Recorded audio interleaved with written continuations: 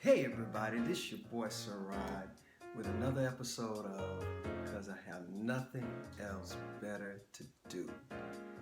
Oh now, today's episode is entitled Blessings Out of the Blue. This story, this is gonna be one of my closest and most nearest and dearest story, because this one is about my baby girl. Now, a lot of y'all don't know this about Sarad, and some of you do know, but I have a star child. I call her my star child. I got a baby girl. She's an actress. Her name is Carra Patterson, and she's done all kind of things. She's been in a couple Tyler Perry productions. She was in Broadway twice, two seasons of the E Network's The Arrangement. And then she was in a little movie that many of you might have heard of, a little movie called Straight Outta Compton. She played Eazy-E's wife, and her latest claim to fame is she just been casted in the new reboot of Turner and Hooch on Disney Stream. So my baby girl's doing big things, and a lot of people think that the reason why I'm calling this blessing out of the blue, because a lot of times when you hear about stars or kids, singing or whatever, they say, well, they've been doing it since they've been singing. He started singing or she started singing when she was 3 years old. And no, it wasn't the case here. This was what I call a blessing out of the blue. Let me tell you the story. One day I was minding my own business, just doing my thing, I get a call from my daughter's mom. She says, this was years ago. Your daughter was still in high school. Mother called me and said, hey, Rod, you doing anything? No, I'm cool. I'm free right now. She says, Carr has won some kind of competition for acting, and it's like a state competition. And if you could, I have to work, but if you're free, she needs someone to take her down to Macon for this competition. I had nothing else to do. I work from home most of the time, so I'll take her. So I pick her up. We're driving down to Macon. Now, let me give you a little backstory. To the extent of my daughter's acting, that I didn't even know that she was interested in acting. I saw her in a play one time. She played a tree. And then other times, she was always that kid that would read the announcements at different events, like at church. She would read the morning announcements, or at a school function. She's the girl that would be reading the paper.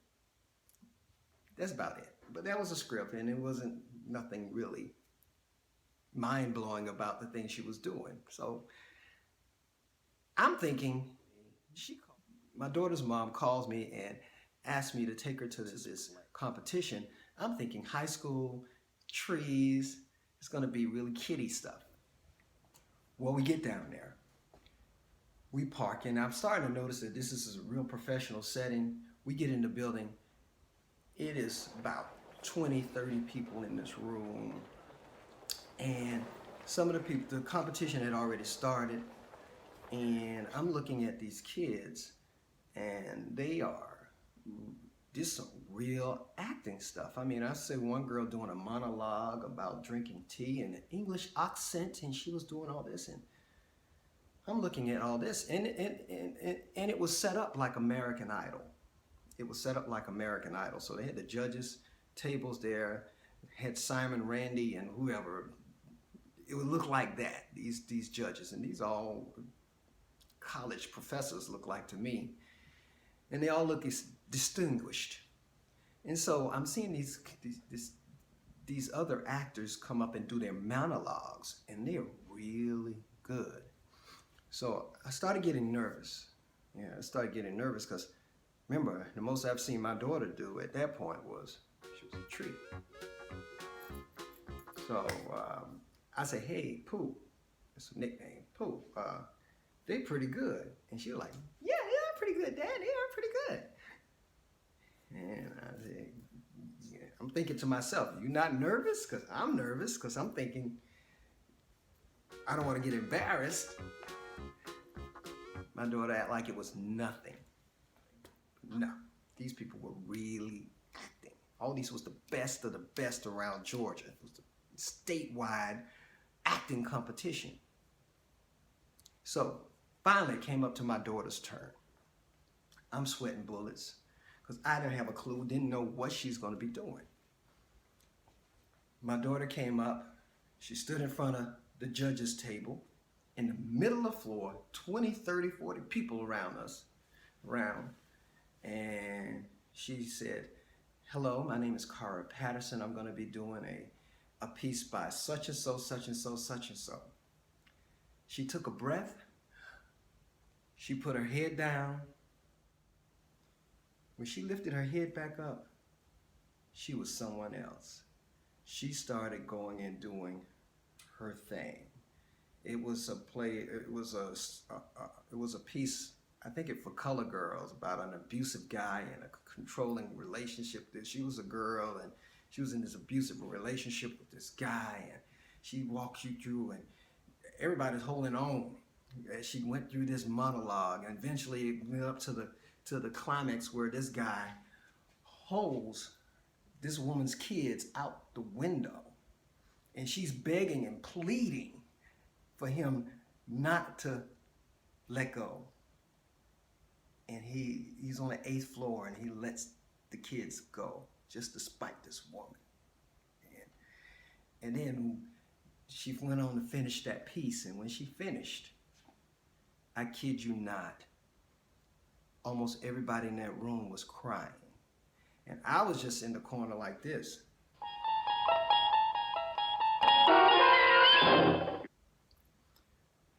I couldn't believe what I'd seen. This was just like, needless to say, she won the state competition.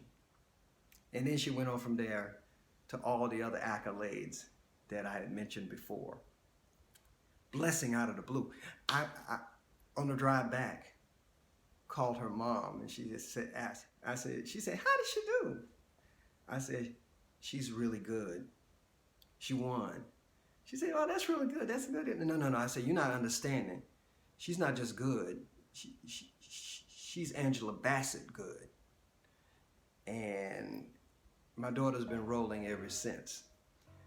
Anyway, ladies and gentlemen, that was my blessing out of the blue. I want to tell you this right here.